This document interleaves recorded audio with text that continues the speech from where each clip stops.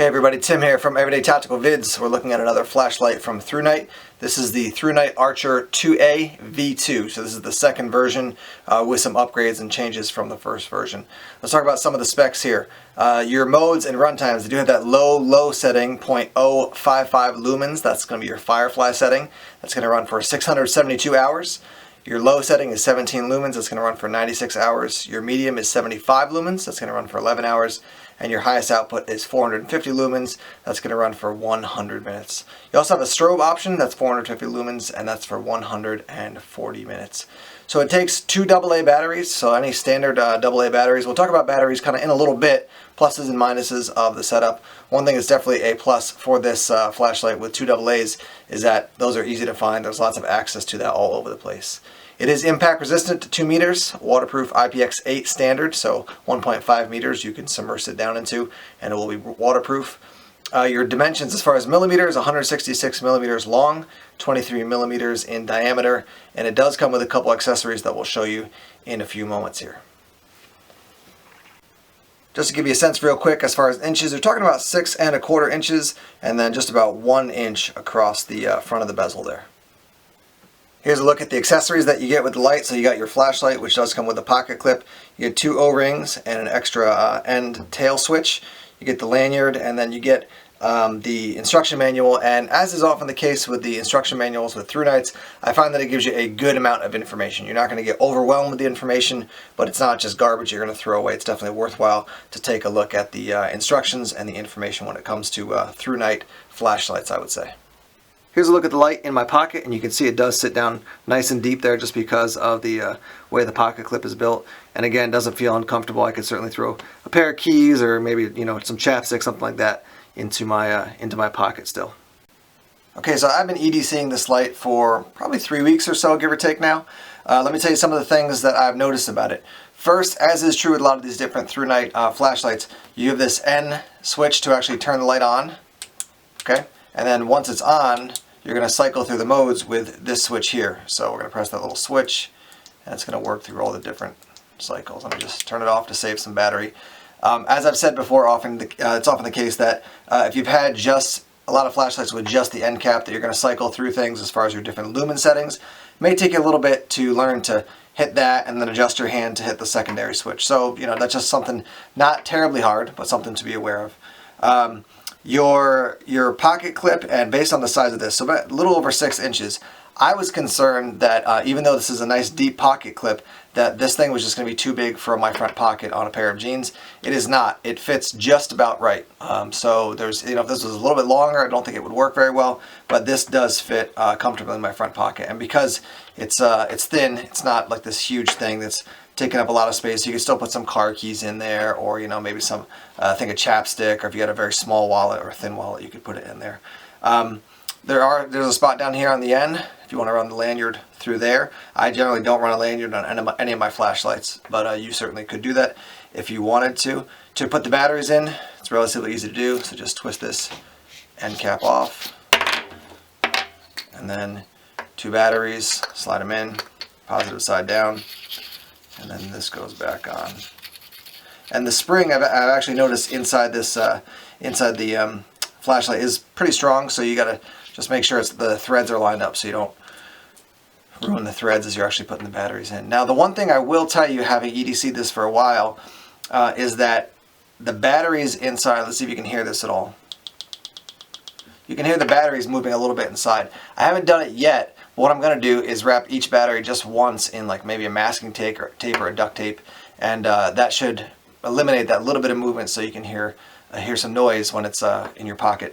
I have not noticed that a lot, so it's not like when I'm walking I'm hearing this thing rattling the whole time, but I'm just a little bit, I want everything super sleek, super slick, and not making any noise if it's not supposed to be. So that's a little change that I will make when it comes to how the light actually carries, just to keep it a little bit quieter. Let's compare this to a couple other lights so you can see size-wise how it matches up. So for a quick comparison here, we have the Archer down on the bottom, then we have the Costa G25 up next, then we have the SOG Dark Energy 750, and then up top the Streamlight Polytac. So I would say as far as the thinness of overall between these four flashlights, the Costa one's going to be the thinnest, but not by a lot compared to the the Thrunite Archer. Definitely the SOG is the largest, and then the Polytac will be the second. If you want to have something very small or very thin, there are other options, obviously, from Thrunite that can kind of accommodate those needs. But I would say this, this is probably the most well balanced compared to all these. This one's a little bit on the smaller side, and then these ones are, I would call, medium sized to moving toward a little bit larger side when it comes to an EDC flashlight. All right, now you've seen this, we've talked about it a little bit. Let's show you what it looks like in use. All right, I'm out here on the side of my house now. I'm shining the light on the lowest setting, 0.055, that's the firefly setting, and it's shining at the bulkhead on my house, so you can't really see anything at all. Let me kick it up to 17 lumens. You can start to see that. Not terrible, not great though. Here's 75, and there's 450. So 450 definitely lights it up at 10 feet. Lowest, second, third, and then your highest setting. All right, let's move back to about 20 feet and show you what that looks like. All right, back at 20 feet now, looking at the bulkhead again. It's already shining on the lowest setting. You really can't see anything. You can start to see it on your 17 lumen setting. There's your 75 lumens.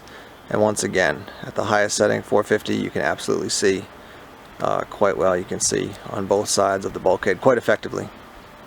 All right, back now at 30 feet. Here's the 4 different settings. It's already shining at the lowest setting, so the firefly setting, you can't really pick anything up.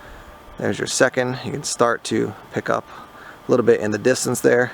There's your third setting at 75 lumens, and then your fourth at 450. Absolutely everything completely viewable with this flashlight. I'm back at 60 feet now. Here's the lowest setting, firefly setting. There's your 17 lumens, which at this point you can't really pick up a whole lot on the camera, though I can see decently, just barely I would say. There's your next setting, and you can start to pick that up a little bit more clearly. And then once again, at your highest setting, you can absolutely see there's the car, driveway, and you can see quite a bit. So this is 60 feet, and you can see the bulkhead in the distance quite clearly there. Just to give you a sense real quick of how wide this beam is going to be, what we're looking at here is the fence to my backyard. So there it is against the edge of the house, comes out, and then just behind that bush it ends. When I shine the light right at the hinge, as far as the total area I can see, we're talking really from the edge there all the way over to past these trees here. So we've got, when you're about 30 feet away from this fence, you've got about a 45-foot spread from end to end as far as the light that's being cast out from the flashlight. Okay, let's wrap up talking about the Thrunite Archer 2A V2. One thing I didn't show you outside is what the strobe feature looks like. Now, I don't ever use strobe, but in case you do want to use it, I should tell you how it actually functions. So basically, you're going to have the light on, and then you're going to depress, or you can hold down this second button here, and it goes right in the strobe. Tap it again, it goes off. So now it's on. You can scroll through the different lumen settings. Let's go to the highest setting. Hold down the button, goes on. Hold it down, it goes back to the highest lumen setting. One other thing I wanted to share is that when you have it, so this is on the second setting. When you turn it off, okay, it's off. When you turn it back on, it's going to stay on that same setting. So let's go to the third setting, off, and you can wait for a little bit, and then turn it back on. It's going to stay on that setting. So your highest setting, 450 lumens, totally blinding the camera. Turn it off, wait for a little bit, turn it back on. Highest setting. One recommendation I will give to you is that I rarely leave it on the firefly setting. I try to at least put it on the second setting. The firefly setting is just so mild, it's so dim that I can have that on and not even notice, especially during the day. So at least if I have it on the second setting, or maybe in the third setting, if I accidentally do bump it on or I leave it on, I can see, hey, there's a light shining in my pocket. So that's just my preference.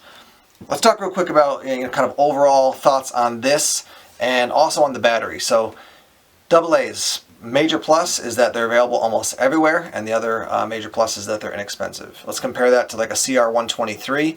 It's going to be more expensive, and it's also going to give you a longer burn time in general.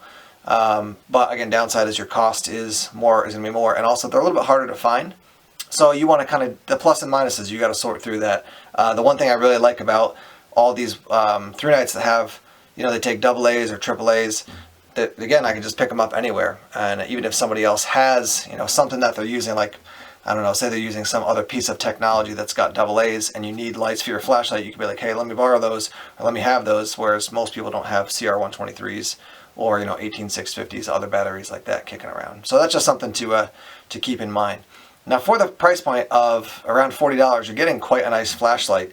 I've used the Thrunites for a while. I haven't had any major issues. I did have one issue with an end cap on one of the earlier versions. I think it was the T11, and or was it the T30? Anyhow, one of the other versions, and I contacted them and they told me how to fix it. I did it at home, no problem. So I would say the major thing for me it's not even a problem, it's just a little annoying with this, is that rattling sound, which I will deal with when I put a little bit of masking tape around the battery. Here's a quick comparison looking at the Thrunite Archer 1A V2. So I'll put those pretty close end to end. So I wouldn't say it's half the size, but it's close to half the size. I do find the Archer 2A V2 easier to hold, just fits into my hand nicely. The 1A is not bad, it's certainly very comfortable. It also fits into my hand nicely. I just like the feel of something a little bit larger when it comes to a flashlight I'm going to be EDCing. And again, I was really impressed that the 2A fit so comfortably in my front pocket. I thought it would just be too big and kind of be sticking out really far. But these nice pocket clips that are set so low, that's definitely a nice feature of those. The one thing I generally feel on almost all the Thrunites I've used, and Thrunite, if you're watching, we could talk about this, but the bezel, I would rather if that was black. So maybe I'll see if I can get one of those and swap it out for a bunch of the lights that I'm using. But other than that, I've been continue to be impressed with these.